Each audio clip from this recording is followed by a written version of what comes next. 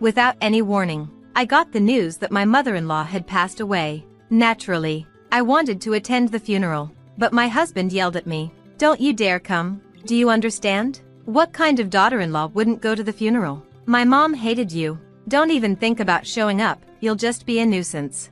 Although my relationship with my mother-in-law was never close, she was still gone, and not attending the funeral as her daughter-in-law felt very disrespectful. Ignoring my husband's words, I decided to go to the funeral home, even though it was a bit far away. When I arrived, I saw my husband leading the mourning rituals. Wait, what's going on here? Whose funeral is this? What I discovered next was a shocking truth that was hard to believe.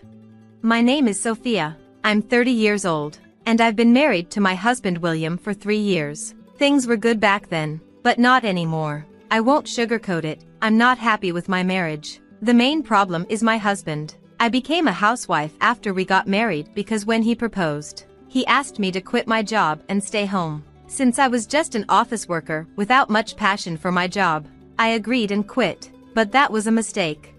In the first year of our marriage, things were relatively fine, but in the second year, things changed. I used to get $11,000 a month from my husband for living expenses, but suddenly it was cut down to $500. William, making ends meet with just $500 is impossible. I said, I'm covering the rent. All you have to worry about is utilities and groceries, right? He replied. But even for basic household items, $500 wasn't enough, especially when you consider utilities and food. You're supposed to make it work, aren't you? You're living on my income, so figure it out, he said. In the end, he wouldn't budge, so I had no choice but to make do with the $500, no matter how hard it was. My husband eats more than the average person, which makes things even harder. After a year of living off my savings, I watched my balance shrink steadily since I had no income. Every time I checked, the number got smaller and smaller, and it filled me with a deep sense of dread. What will happen to me when the account hits zero? $500 just isn't enough, no matter how hard I try. William shows no signs of increasing the household budget. What am I supposed to do?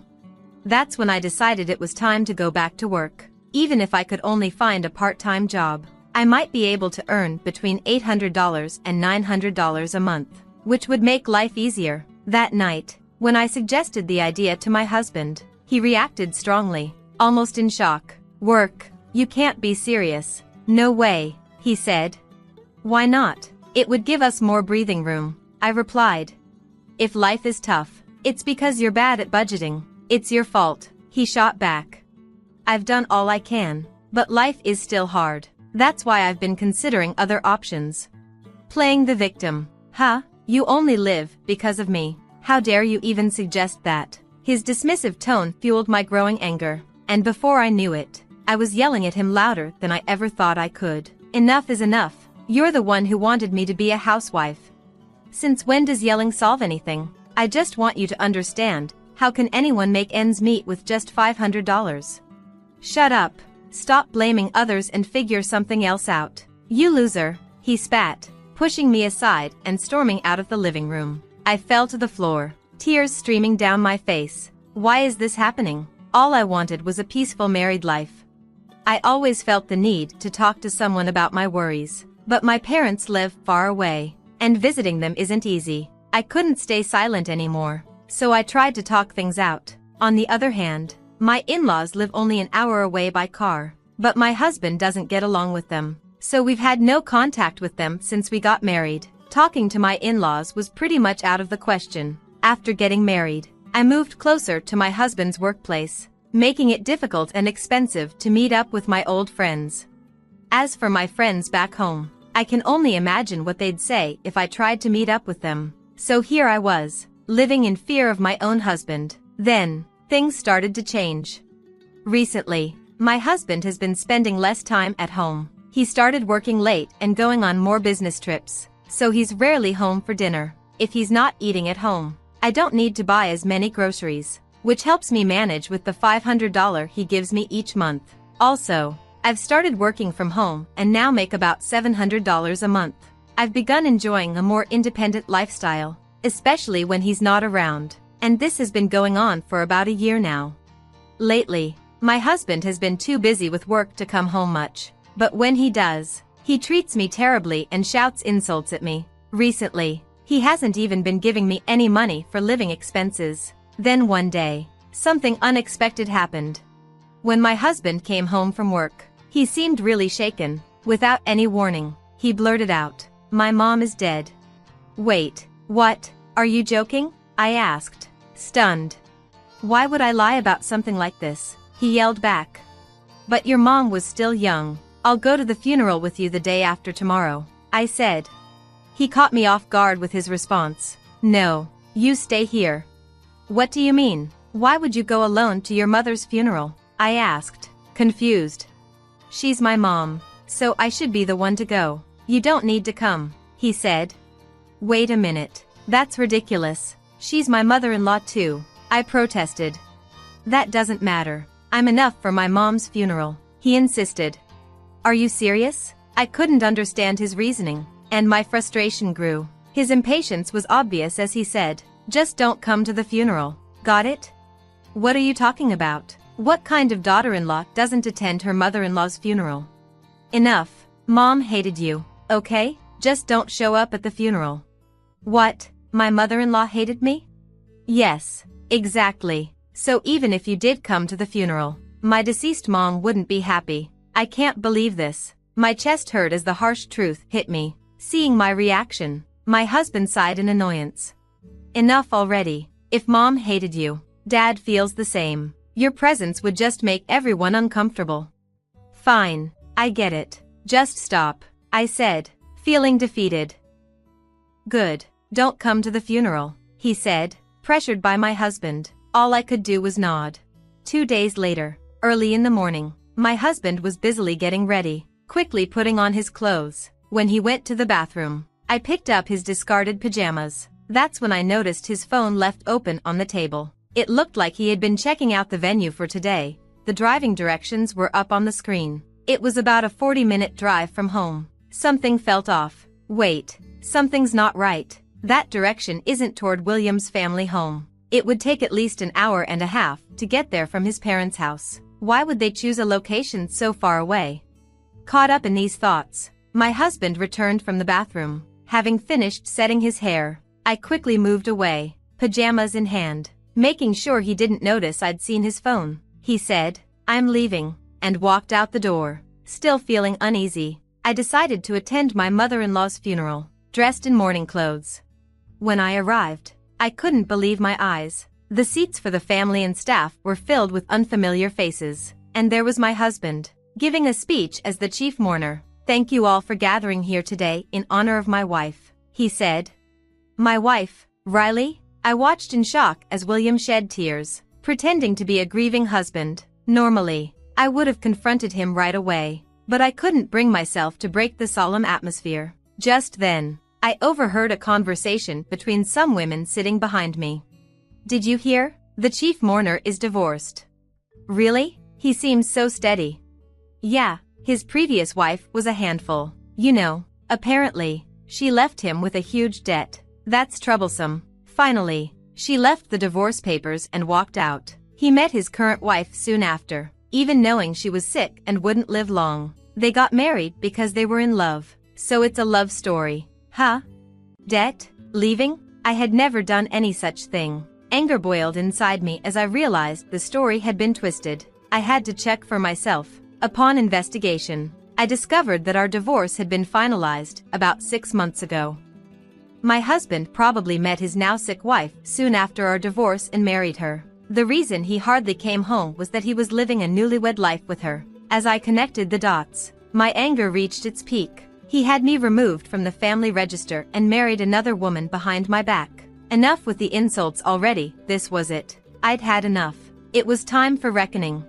With revenge in mind, I hailed a taxi and headed straight for my mother-in-law's place, where I suspected she'd be. I directed the driver as best as I could remember, and somehow, we made it. I rang the doorbell, and with a cheerful hello, my lively mother-in-law appeared. Her eyes widened as soon as she saw me. "Oh my, Sophia, is that you? Long time no see," she exclaimed. "Mother-in-law, you look well. You look good too, Sophia," What brings you here? I came unannounced, but there's something urgent I need to talk to you about, I said, trying to keep my voice steady. Something you have to tell me? Yes, of course. I told my mother-in-law everything that had happened, how I'd been mistreated by my husband, how I wasn't getting enough for living expenses, and even the fact that he had already divorced me. As I spoke, tears welled up, and I began to sob. My mother-in-law gently rubbed my back to comfort me. Sophia, I'm so sorry you've had to go through all this. My idiot son, please forgive me. It's okay. I should apologize for showing up and talking about this. Why didn't you come to me sooner? William told me you didn't like me. What? He told me you didn't like me, I replied, finally realizing what had been going on. It hit me then. My mother-in-law and I had been deliberately kept apart. My husband probably thought it would be troublesome if she and I got along, especially if it went against his plans. Meanwhile, without my knowledge, he'd apparently asked his family for financial help multiple times, blaming it all on me. Sophia's sick and needs money, he'd say. Sophia can't work, so things are tight. Please help, for Sophia's sake, and so on. But I was neither sick nor unable to work, it was just what William had told me to do. Now that I knew the truth, I felt a mix of relief and rage. I had nothing to lose anymore. Fighting my fear, I shared my plan for revenge with my mother-in-law and decided to return to the funeral. Although the service had ended, a few people were still around. I approached one of them and asked, "Excuse me, do you know where the deceased's family lives? I couldn't make it to the funeral, and I want to bring some flowers later." Pretending to be an acquaintance, I managed to get the address of my husband's mistress's family home. The next day, I took some funeral flowers and headed to their place. When I rang the doorbell, a woman who looked quite worn, probably from the grief of losing her daughter, answered. It was likely the mistress's mother. I introduced myself as a friend and was invited inside. Once led to the room with the family altar, I saw my husband there. "Sophia, what are you doing here?" he exclaimed. As soon as he said my name, my husband quickly covered his mouth. The father of the mistress turned to William and asked, "What's going on?" That's when I let it all out. "I'm sorry for lying. I am this man's ex-wife." "Ex-wife? Why would you be here?" the father asked, confused. "Your daughter and I were both deceived by this man," I began, my voice trembling with emotion. "I found out just yesterday, at Riley's funeral, that I was divorced." What does that mean?" Riley's father asked, now visibly angry. "He told me it was my mother-in-law's funeral and told me not to come. I suspected something was off, so I followed him, only to find out it was the funeral of his new wife," I explained. "What's the meaning of this, William? Explain yourself," Riley's father demanded. At the sound of his furious voice, William's face turned pale, and he looked down, unable to meet anyone's eyes. The atmosphere, once heavy with sorrow, shifted dramatically as the truth began to unfold. As if sensing his wrongdoing, Riley's father's face turned beet red, and his body trembled with anger. Amidst all this, I prepared to execute my final act of revenge. Just then, the doorbell rang, and Riley's mother went to answer it. When she returned, she was accompanied by my mother-in-law. "Mom," William stammered, sweat breaking out on his forehead as he visibly shook. My mother-in-law didn't waste any time. She proceeded to give him a piece of her mind. "Causing trouble for others, what do you think you're doing? Pay back the money you borrowed from us right now, and don't you dare blame Sophia," she scolded. "Wait, Mom, this is not the time to. You owe an apology to Sophia, to that woman, and even to your parents right here, right now. Do you even understand what you've done? Declaring me dead and removing Sophia from the family registry, that's the height of disrespect. Mom, can we talk about this later? This isn't the place to." "That's exactly why it's the right place. It would be unfair to the other woman and your parents if I didn't say something. I'm here to make sure everyone knows what a loser you are," my mother-in-law declared. Riley's father, now enraged, grabbed William by the collar and shouted, "You've got to be kidding me." Terrified, William started to cry on the spot. It turned out that William had lied to Riley's father about needing money for Riley and had borrowed from him. Upon questioning, it was revealed that William had gambled away all the money. In the end, William was kicked out of Riley's house and faced legal actions. Ignoring his tearful face, I turned my back with my mother-in-law and started to walk away. But just then, a desperate voice called out from behind. "Wait, Sophia." I turned around slowly. "What?" I asked. "I'm really sorry, can we start over?" he pleaded. "Excuse me?" I said, incredulous. "If you don't help me, I'll be sued," he cried. "Don't worry, I plan on suing you too," I replied calmly. "What?" he stammered, shocked. I had already made up my mind. After all the unfair treatment and the fake divorce papers, I was determined to take legal action. "Please forgive me," he begged. But I was fuming. I unleashed all my pent-up emotions on him. "Do you think saying sorry will make everything okay? Do you even understand what you've done? Filing for divorce without telling me is illegal. Your apologies are worthless because you've been lying and manipulating people for money. Utterly worthless," I said, my voice rising. "Sophia, please, wait," he pleaded again. "Quiet," I snapped. "Do you have any idea how many people you've hurt with your actions? What you've done isn't something that can be easily forgiven. Even a lifetime of making amends won't be enough. So from now on, stay out of my life. If you show up again, I won't hesitate to ruin you." As I spoke assertively, my mother-in-law gently touched my back, her warmth almost bringing me to tears. In the end, William had to pay back the $10,000 he borrowed from Riley's father in one lump sum. Additionally, he had to pay me alimony and a fine for forgery. His salary was never that high to begin with, so the financial hit hurt him badly. He even had to go into debt to pay the alimony, and now he's getting collection calls at work. It's only a matter of time before he loses his job. As for me, I went back to my old job right after the divorce. Now, I'm living in an apartment near my workplace and enjoying peaceful days. Since then, I've been meeting with my mother-in-law regularly, updating each other on our lives. Our relationship has deepened even more after the divorce. My mother-in-law, who stood by me as we confronted her own son, has become like a second mother to me, and I plan to cherish her as such from now on.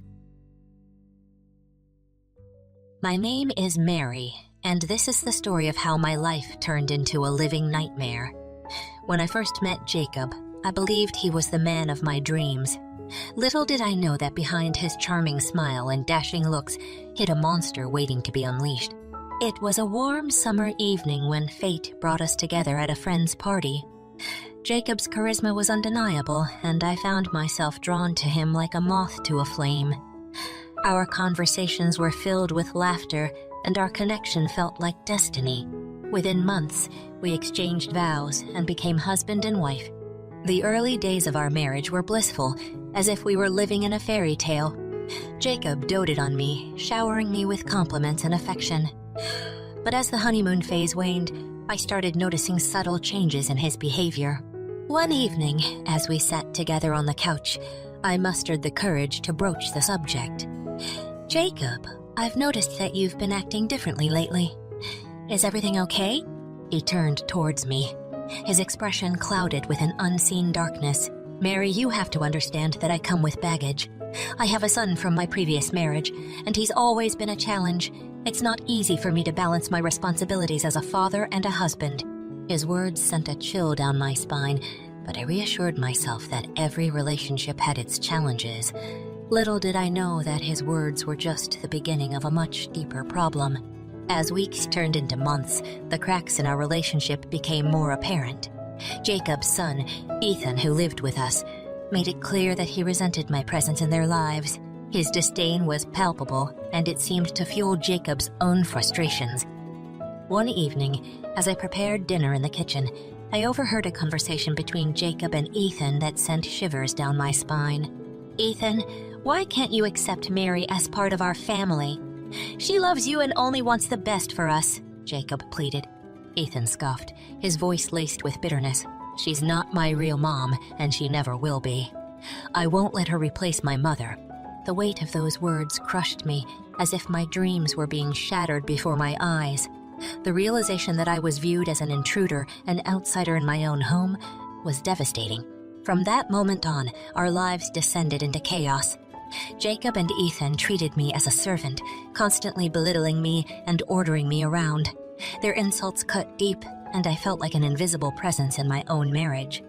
One evening, as Jacob sat on the couch, barking orders at me, I mustered the strength to speak up.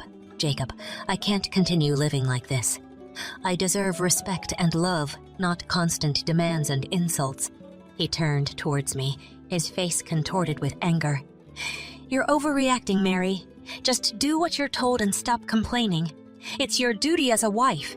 Tears welled up in my eyes, and I realized that the man I had once thought was my knight in shining armor had become my worst nightmare. This was the beginning of a journey that would test my resilience and force me to confront the harsh reality of my marriage. Little did I know that my fight for freedom and self-worth would become the battle of a lifetime. As the days turned into months, and months into years, I found myself trapped in a twisted reality. Jacob's son from his previous marriage, Ethan, continued to harbor resentment towards me, a constant reminder of the life he had before our paths crossed. But it wasn't just Ethan who treated me with disdain. Jacob himself seemed to relish in his power over me. One evening, as I was setting the table for dinner, Jacob entered the room, his face twisted in frustration. "Mary, I told you to have dinner ready by 7 p.m. Can't you do anything right?" Tears welled up in my eyes, but I held them back, determined not to show weakness. "Jacob, I'm doing my best, but it would help if you could communicate your expectations more clearly," he scoffed, his voice dripping with contempt. "I shouldn't have to spell it out for you. A good wife knows her duties." His words stung, like salt on an open wound. I felt like a puppet in their game, constantly being pulled in different directions, each one more degrading than the last. Ethan, fueled by his father's resentment, took every opportunity to belittle me. He would mock my efforts, scoff at my opinions, and go out of his way to make me feel like an outsider in my own home. One evening, when Jacob was away on a business trip, I found myself alone with Ethan. I mustered the courage to confront him about his constant hostility. "Ethan, I know it's not easy for you to accept me, but we are family now. Can't we try to find some common ground?" I asked, desperately hoping for a glimmer of understanding. He sneered at me, his eyes filled with disdain. "You'll never be my mother, and I don't want anything to do with you. Just stay out of my way." His words cut through me like a knife, leaving me feeling smaller and more insignificant than ever before. It seemed that no matter what I did, I would forever be an outsider in my own home. The days turned into a never-ending cycle of servitude. I was expected to tend to their every need, while my own dreams and desires were brushed aside. My opinions were dismissed, my voice silenced, and I became a shadow of the woman I once was. Each insult, each derogatory comment, was like an echo reverberating through the walls of our home. It was a constant reminder that I was nothing more than a servant in their eyes, a disposable presence to be used and discarded at will. But deep within me, a flicker of strength started to burn. It was a small flame of resilience that refused to be extinguished. I knew that I deserved better, that I had the right to be treated with dignity and respect. And so, in the midst of the darkness, I began to formulate a plan, a glimmer of hope that would lead me towards the path of liberation. I knew that breaking free from this cycle of servitude would not be easy, but I was determined to reclaim my life and rewrite my own story. The breaking point of my endurance was fast approaching. The insults and mistreatment had reached a crescendo, and I could no longer bear the weight of their contempt. It was time for me to take a stand, to gather the shattered pieces of myself, worth, and find the strength to break free. One fateful evening, as Jacob's anger consumed him, he raised his hand in a moment of rage. Fear gripped me as I recoiled, shielding myself from the blow that never landed. The room fell into a suffocating silence, broken only by my trembling breath. Tears streamed down my face as I stared into Jacob's eyes, a mix of shock and remorse reflected in his gaze. The truth of his actions hung heavy in the air, like an unspoken agreement that our marriage had crossed a line that could never be undone. You raised your hand at me?" I whispered, my voice shaking with a mixture of vulnerability and determination. Jacob's expression softened, and he took a step towards me, his voice laden with regret. "Mary, I'm so sorry. I don't know what came over me. I promise it won't happen again." But his words, like a broken record, echoed in my mind.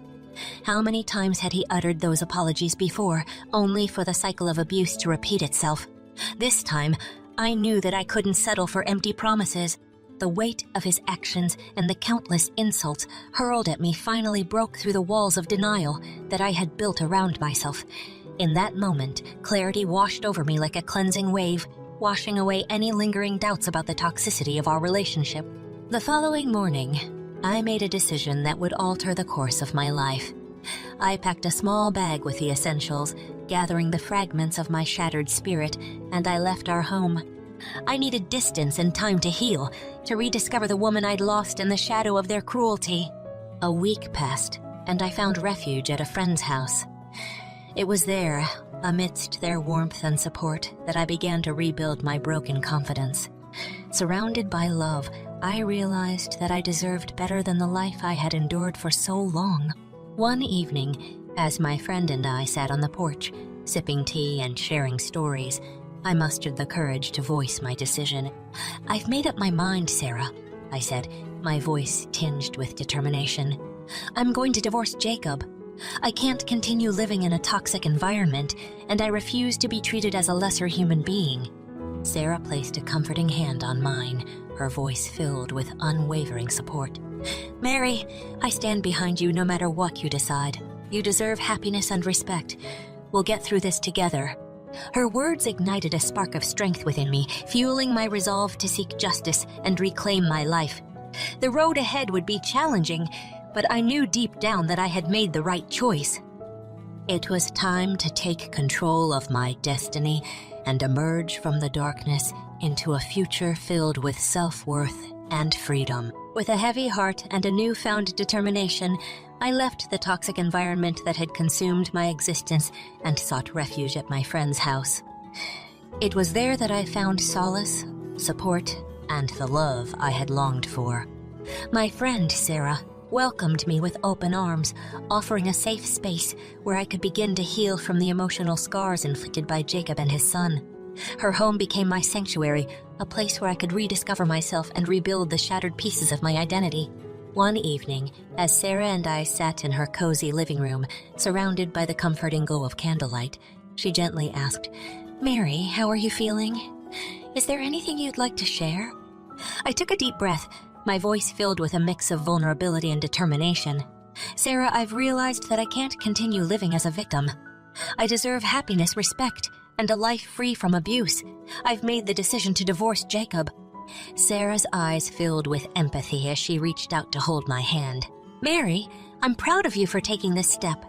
It takes immense courage to break free from a toxic relationship. Remember, you are not alone. I'll support you every step of the way." Her words of encouragement and unwavering support infused me with renewed strength. Together, we began the process of planning my divorce and strategizing for the challenges that lay ahead. As the days turned into weeks, I gradually regained my sense of self-worth. Sarah encouraged me to explore my passions, to rediscover the activities that brought me joy and fulfillment. I enrolled in painting classes, immersing myself in the vibrant colors and therapeutic strokes of the canvas. Through art, I found an outlet for my emotions and a sense of empowerment. One evening, as I unveiled a completed painting to Sarah, she marveled at the vibrant hues and intricate details. "Mary, this is incredible. You've truly tapped into your talent and passion. Don't let anyone dim your light." A sense of accomplishment washed over me as I realized that my worth extended far beyond the confines of my failed marriage. I had talents, dreams, and a strength within me that was waiting to be unleashed. With Sarah's unwavering support, I also began to seek professional help. Therapy became an essential part of my healing process, providing a safe space where I could unravel the complexities of my past and forge a path towards a brighter future. In the therapy sessions, I explored the patterns of abuse and learned to recognize my own inherent value. The therapist helped me understand that the insults and mistreatment I'd endured were not a reflection of my worth, but a projection of their own insecurities and shortcomings. One day, as I sat in a therapy session, tears streaming down my face, I whispered, I allowed myself to believe their words. I let them define me, but I refused to let them have that power any longer. The therapist nodded, offering words of encouragement. Mary, it's a process. Reclaiming your self-worth takes time and compassion. Remember, you are not defined by the abuse you've endured. You are defined by the abuse you've endured. You are defined by your resilience and the strength to rise above it. In those moments of vulnerability, I realized that my journey towards healing was not linear. There were good days and bad days, but I continued to push forward, determined to break free from the shadows of my past. Chapter 4 marked a turning point in my life. A chapter of rediscovery, self-compassion, and the pursuit of personal growth. It was a reminder that amidst the darkness, there was always a glimmer of hope waiting to be embraced. And with each passing day, that glimmer transformed into a radiant light, guiding me towards a future filled with love, respect, and the freedom to be truly myself. Armed with newfound strength and the support of Sarah and my therapist, I embarked on a journey to seek justice and reclaim what was rightfully mine. Chapter 5 was a chapter of resilience and determination, as I faced the daunting task of navigating the legal system and standing up for my rights. The first step was to find a skilled attorney who would represent me in the divorce proceedings and ensure that I received a fair settlement. With Sarah's help, I researched and interviewed several lawyers until I found one who understood my situation and shared my determination to fight for justice. During our initial consultation, my attorney, Emma, listened attentively as I recounted the years of mistreatment and abuse I had endured. Her expression remained compassionate, yet resolute as she reassured me. Mary, we will fight tooth and nail to ensure you receive a fair division of assets and that justice is served. You deserve nothing less. Emma's unwavering support and expertise provided me with a sense of reassurance and confidence as we prepared for the legal battle that lay ahead. Months passed as the divorce proceedings unfolded and emotions ran high. Jacob, realizing that I was no longer willing to be a passive victim, fought tooth and nail to retain his fortune. His arrogance and entitlement were palpable as he tried to undermine my claims and manipulate the situation to his advantage. One day, during a heated courtroom exchange, Jacob's lawyer attempted to discredit my character. "Your Honor, my client's claims of mistreatment and abuse are baseless. Mary is simply trying to extort money from my client through false accusations." I stood tall, my voice firm and unwavering. "Your Honor, the evidence and testimony speak for themselves. I endured years of emotional abuse, insults, and even physical threats. I seek not revenge, but justice. I deserve my fair share and the freedom to move forward with my life." The judge, a stern yet impartial figure, listened attentively to both sides of the argument. After careful consideration, the judge ruled in my favor, acknowledging the years of mistreatment and the toll it had taken on my well-being. As the final judgment was handed down, ensuring that I received a fair settlement and my rightful share of the assets, a sense of triumph washed over me. The battle had been arduous, but I had emerged victorious, a testament to my resilience and unwavering determination. Outside the courtroom, Emma approached me, a proud smile on her face. "Mary, you fought with unwavering strength and grace. I am honored to have been part of your journey. Remember, this victory is not just about the financial settlement. It's about reclaiming your power and rewriting your story." Her words resonated deeply within me, reminding me that this chapter was not just about the material gain, but also about reclaiming my dignity and finding my voice once again. As I walked away from the courthouse, a weight lifted from my shoulders. I knew that the road to healing was far from over, but this victory provided a foundation upon which I could rebuild my life. Chapter 5 marked the culmination of a hard-fought battle, a testament to my resilience and the unwavering support of those who stood by me. It was a reminder that justice could prevail, even in the face of adversity, and that no one should endure mistreatment or be denied their rightful share. With the legal battle behind me, I set my sights on the future. A future filled with self-discovery, healing, and the promise of a life where I would never again be silenced or made to feel like a lesser human being. I never quite understood the concept of the monster-in-law until I met my husband's mother, Evelyn. From the moment I stepped into her life, it felt as if I had walked into a battlefield. My name is Rebecca, and this is the story of how I sought revenge against the woman who made my life a living hell. Evelyn was a formidable woman with a towering presence and a voice that could shatter glass. Her piercing blue eyes seemed to hold a perpetual disapproval of me, as if I were an unwelcome guest in her son's life. But what hurt the most was that my husband, James, always seemed to side with her, leaving me to fight my battles alone. One sunny weekend, James decided it was time for us to pay his parents a visit. Despite my reservations, I agreed to go, hoping that perhaps this time things would be different. As we pulled up to their lavish estate, I couldn't shake the unease that settled deep within me. Stepping out of the car, I took a deep breath, preparing myself for what lay ahead. The grand front door swung open, and there stood Evelyn, her perfectly coiffed hair framing her stern face. "Well, if it isn't Rebecca," she greeted with a chilly smile, her tone laced with thinly veiled disdain. "You certainly took your time getting here." I forced a smile and replied, "Hello, Evelyn. It's good to see you."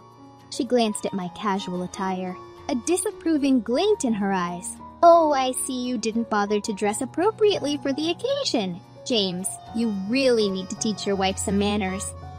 James, standing beside me, remained silent, seemingly caught between his loyalty to his mother and his love for me. It was a precarious position he often found himself in, torn between the two most important women in his life. Suppressing my frustration, I mustered up the courage to speak. "Evelyn, I appreciate your concern, but I am comfortable in what I'm wearing." Her eyes narrowed, and her voice dripped with condescension. "Of course, dear. Comfort seems to be your priority." I felt a surge of anger rise within me, but I swallowed it down, determined not to let her provoke me. This visit was meant to be a peaceful one, an opportunity to mend fences and find common ground. Little did I know that Evelyn had no intention of making that easy for me. As we entered the house, I could sense Evelyn's disapproving gaze fixed upon me. She wasted no time in criticizing the way I walked, the way I dressed, and even the way I spoke. Her words were like daggers, piercing through my fragile heart. "Rebecca, you really need to work on your posture," she remarked with a haughty tone. "A lady should carry herself with grace and elegance, not slouch around like a commoner." I felt James shift uncomfortably beside me, torn between supporting his mother and defending me. It was a familiar pattern that had taken its toll on our relationship. Struggling to maintain my composure, I responded, "Evelyn, I understand that you have certain expectations, but I am who I am. I cannot change myself to fit into your mold." Her eyes flashed with indignation. "You should consider yourself lucky, Rebecca.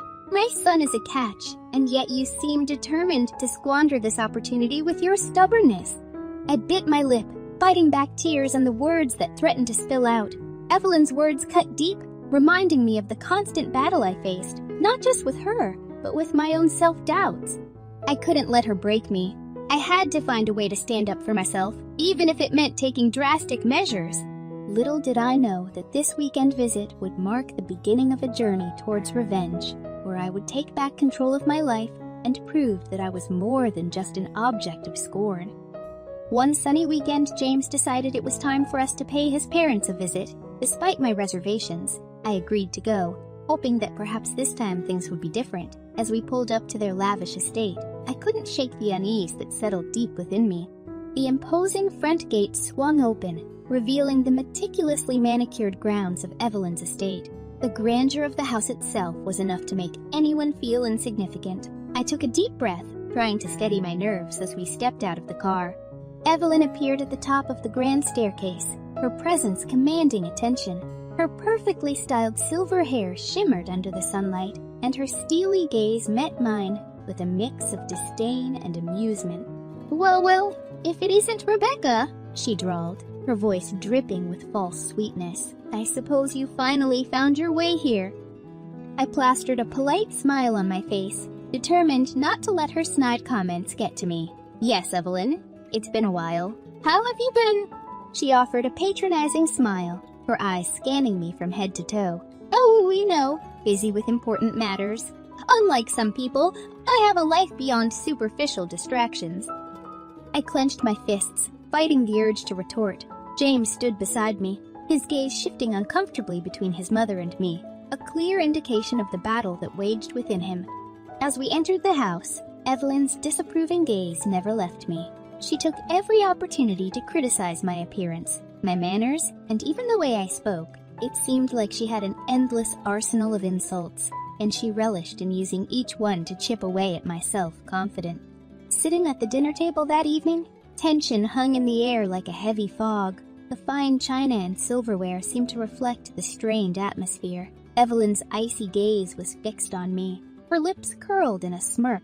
"So, Rebecca," she began, her tone laced with contempt, "tell me, how did you manage to convince James to bring you here? Is it your charming personality or perhaps your cunning?" I glanced at James, silently pleading for his support. He looked down, avoiding my gaze, his silence speaking volumes.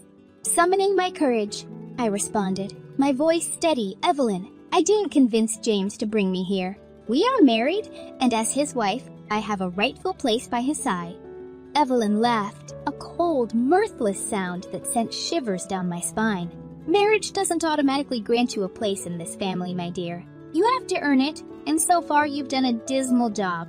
My heart sank, but anger simmered beneath the surface. I couldn't allow her to belittle me any longer. I straightened my back, looking her directly in the eyes. "Evelyn, I am done trying to win your approval.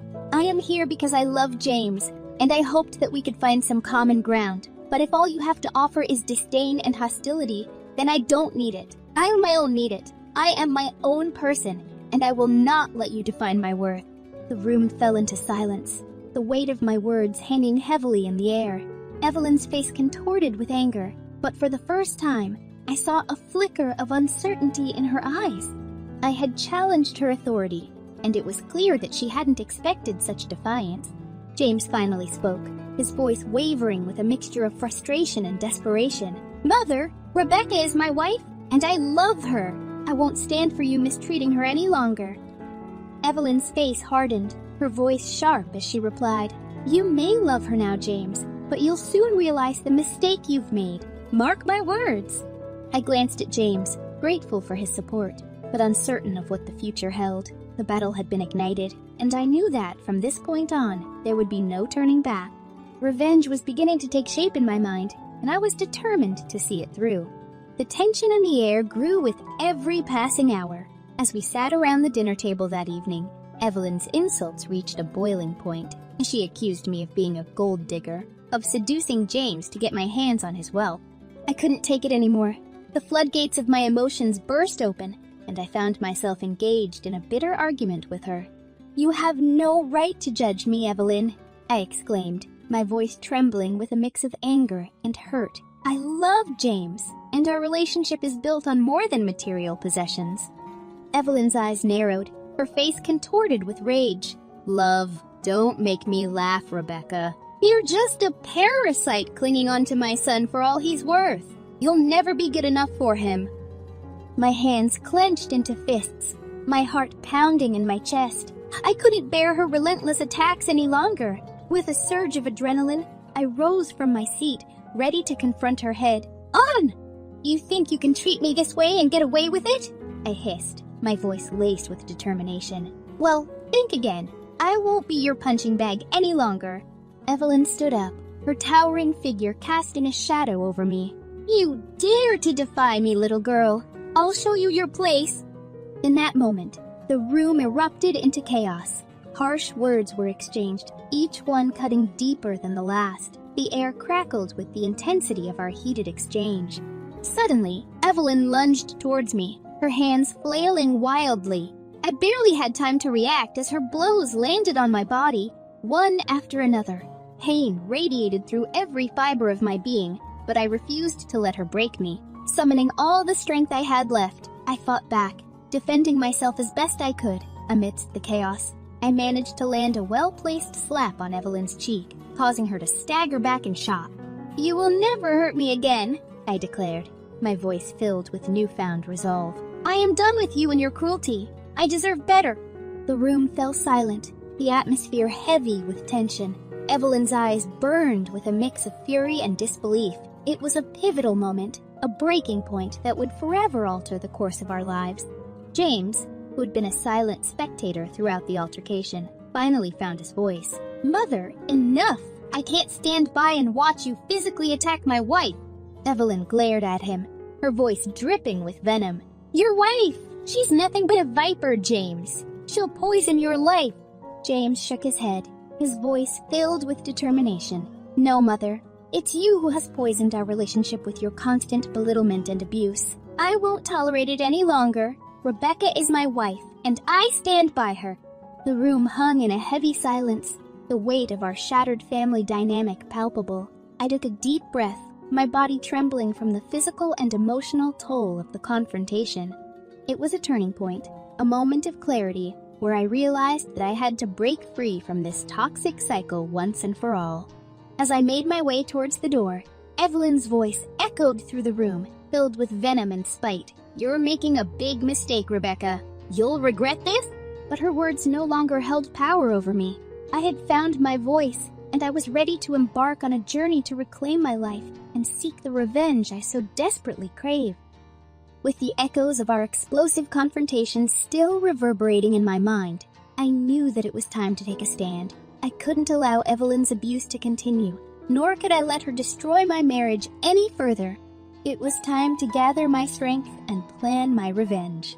As I sat in our small apartment, contemplating my next move, my phone rang, interrupting my thoughts. I hesitated for a moment before answering, unsure of who could be calling at such a crucial time. "Hello?" I greeted cautiously. "Rebecca, it's Emma!" came the voice on the other end. "Emma was my best friend, a fiercely loyal and sharp-witted woman who always had my back." "Oh, Emma, it's good to hear from you," I said, relief flitting through me. "I need someone to talk to. It's been a difficult few days." Emma's voice held a mix of concern and determination. "I've heard what happened, Rebecca, and I'm appalled. You don't deserve to be treated that way. It's time to fight back." A surge of energy coursed through my veins as I listened to Emma's words. She understood my pain and frustration, and she was ready to stand by me. "You're right, Emma," I replied, determination seeping into my voice. "I can't let Evelyn and James continue to control my life. I want justice, and I want to make them pay for the pain they've caused me." There was a brief pause on the other end of the line before Emma responded. "Rebecca, revenge may not be the healthiest approach, but I understand your need for justice. We'll fight this together, and we'll make sure you get what you deserve." A flicker of hope ignited within me. For the first time, I felt a glimmer of control over my own fate. With Emma by my side, I knew I had the strength to face whatever challenges lay ahead. Over the next few weeks, Emma and I meticulously planned our strategy. We consulted with lawyers, gathered evidence of Evelyn's abuse, and built a solid case. It was time to hit Evelyn and James where it would hurt them the most, their fortune. As we sat in the lawyer's office, reviewing the legal documents, Emma spoke up, her voice laced with determination. "Rebecca, we have a strong case. The evidence of abuse, emotional distress, and the impact it has had on your well-being is undeniable. You deserve justice, and we'll fight tooth and nail to make sure you get it." I nodded, a mix of anticipation and nervousness fluttering in my stomach. "Thank you, Emma. I never thought I would be in a situation like this, but I refuse to let them get away with what they've done." The lawyer, a seasoned professional with a sympathetic smile, joined the conversation. "Rebecca, it's important to remember that the path you've chosen will be challenging, but with the evidence we've compiled and your unwavering determination, we stand a strong chance of securing a favorable outcome." As I signed the legal papers, I felt a sense of empowerment wash over me. The divorce would sever the toxic ties that bound me to James, and the lawsuit would hold both Evelyn and James accountable for their actions. It was my opportunity to reclaim my life and restore the dignity that had been stripped away from me. With the legal process set in motion, I knew that the battle was far from over, but armed with the support of Emma and my legal team, I was ready to face the storm head on. Revenge was no longer just a fantasy. It was becoming a tangible reality, one that would serve as a testament to my strength and resilience. The courtroom was filled with an air of anticipation as the day of the trial arrived. My heart pounded in my chest, a mix of nervousness and determination coursing through me. This was the culmination of months of preparation, and I was ready to face Evelyn and James head. Sitting beside Emma, our eyes locked with unwavering resolve. I could sense her unwavering support. Her presence gave me strength and reminded me that I was not alone in this battle. As the proceedings began, the courtroom buzzed with the sound of murmurs and whispers. Evelyn, adorned in an elegant ensemble, entered the room with an air of confidence, while James slinked in beside her, his face etched with a mixture of guilt and apprehension. The trial commenced, with each side presenting their arguments and evidence. My lawyer skillfully outlined the years of emotional abuse, the physical altercation, and the toll it had taken on my well-being. Witnesses were called, each recounting instances of Evelyn's harsh treatment and James' complicity in her actions. In the midst of the proceedings, Evelyn's lawyer, a cunning and seasoned litigator, attempted to undermine my claims. He raised objections, twisted words, and painted a picture of a manipulative wife seeking to exploit the wealth of her husband and his family. With a fire burning within me, I stood up to testify, my voice steady and unwavering. Your Honor, I stand here not as a vengeful ex-wife, but as a survivor. I endured years of emotional torment and physical abuse at the hands of my mother-in-law, while my husband stood idly by. I seek justice, not just for myself, but for all those who have suffered in silence. Evelyn's eyes narrowed, her face contorted with anger. This is all lies. You're just trying to ruin our family. We've done nothing wrong. The judge intervened, bringing order to the courtroom. Order! Miss Rebecca, please continue with your testimony. I took a deep breath, my voice steady. Your Honor, the evidence speaks for itself. I never wanted it to come to this, but I refuse to be a victim any longer. I seek a fair settlement, one that acknowledges the pain and suffering I have endured and allows me to rebuild my life. The trial continued, each side presenting their closing arguments. As I listened to the powerful words of my lawyer, I felt a renewed sense of purpose. This was not just about revenge. It was about reclaiming my dignity, my independence, and my future.